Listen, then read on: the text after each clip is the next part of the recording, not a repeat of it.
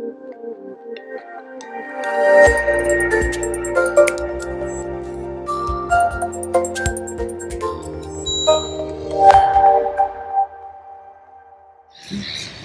day of the Melbourne Cup Carnival for the Lindsay Park team. Darley Classic, Emirates Stakes, 2 runners in both races. A bit more on that in a moment with David Hayes alongside me at Nigel Carmody. And David, we have a couple of 2-year-olds going around in the Maribyrnong Plate to kick things off. 1,000 metres, Group 3.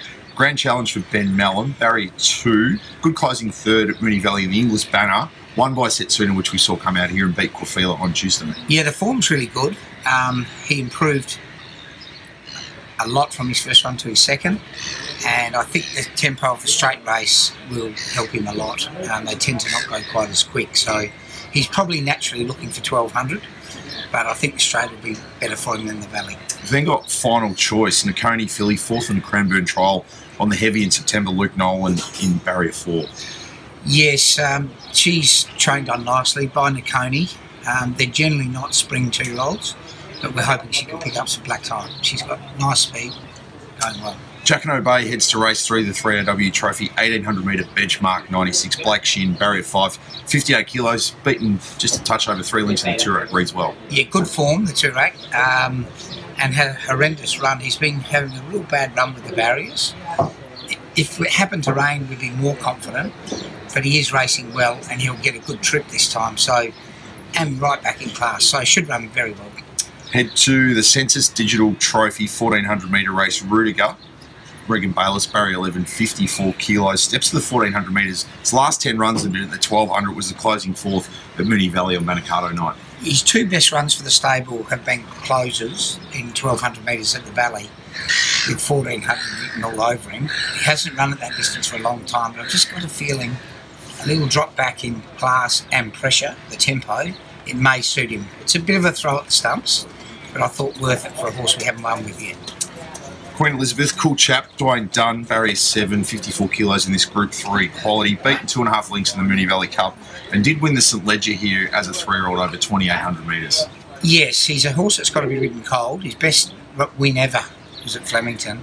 I'd forget about the Valley, got jammed in on the inside, got out when the race was all over, and was good through the line. His last little bit of the race was outstanding. So we're hoping he can just sit quietly and be produced over the last 300 metres and be very hard to beat.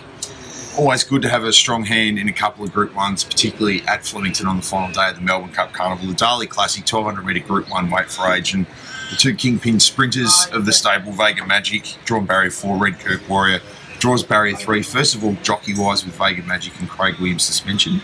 Yes, it was narrowed down between Luke Nolan and Michael Walker, and it was a bit of a flip of the coin. I think they're both very good riders, and Wally Daly went with Luke Nolan.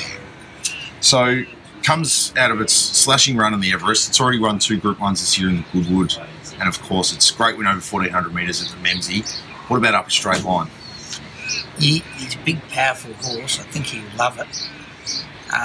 His form with the stable's been outstanding. His only little bleep is the Manikato, but he didn't get one piece of bad luck. He got 2 or 3. So, genuine excuse. He did race below par, even having all the setbacks in the run, the check, missing the start, maybe the Valley, but he has brightened up.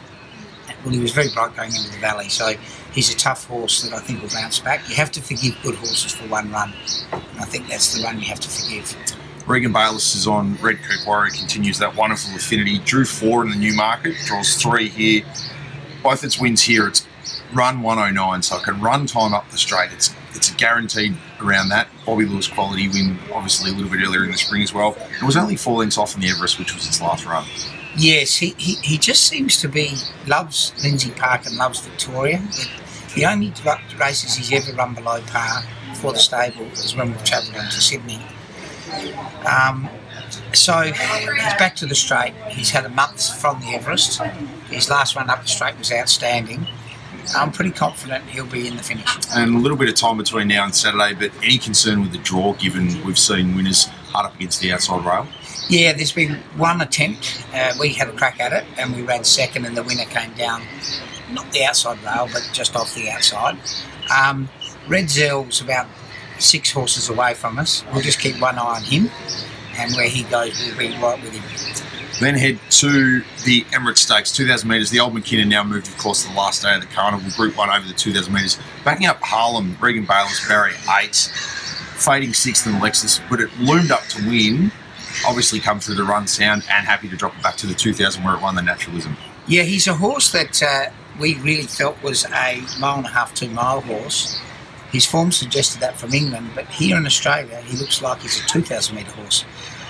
His 3.5 mile races, he loomed up to win at the 2,000 metre mark, and his only go at 2,000 he won.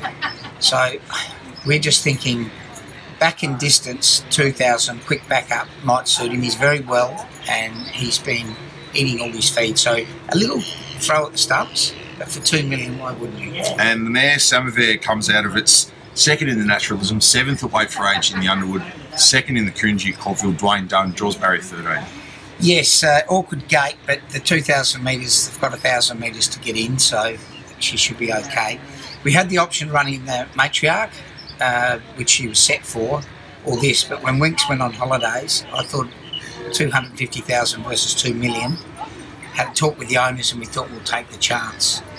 It's a Group 1, she's a Group winner anyway, and she's in great form. So she would have been favoured in the Matriarch, so we took a deep breath and we're going to run in the Group 1. And the last of the day and the 4 days of the Melbourne Cup Carnival, the Emirates Airline Handicap listed race over 1,400 metres. 2 runners engaged, Murakib for Regan Bayless, Barry 8, 54 kilos. 4th up, steps to the 1,400 after its run in the Blue Sapphire. Yes, his run in the Blue Sapphire was very good. Formality thanked that, so they've come out of that very well. Looks well placed here, I think, and has worked extremely well this morning. And Fowlin, Michael D, barrier 5, also with the 54 kilos. Sebring Gelding, which won a Kilmore Maiden. Yeah, won the Maiden very well, stepping right up in class. I would have loved to have him in a benchmark 70 or something, but this time of year they don't have them.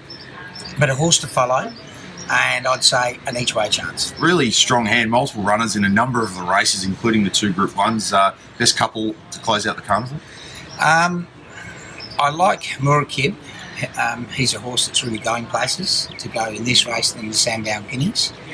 And in the big sprint, I'd back both of mine because I think they're going to be over the odds for their last starts, and I think they're back to their best.